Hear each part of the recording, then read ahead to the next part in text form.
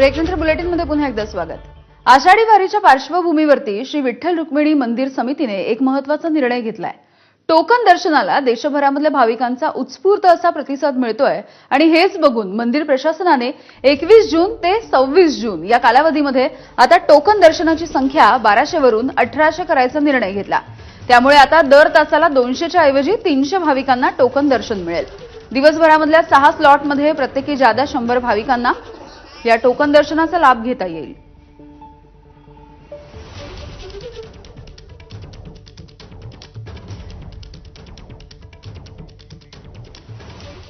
आणि यानंतर बुलेटिनमध्ये पुन्हा एक छोटासा ब्रेक. बघत रहा एबीपी माझा.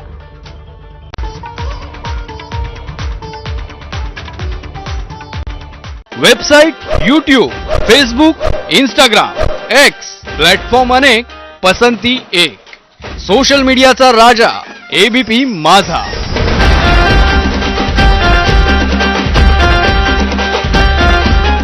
Website, YouTube, Facebook, Instagram, x platform अनेक, पसंती एक. सोशल मीडियाचा राजा एबीपी माझा.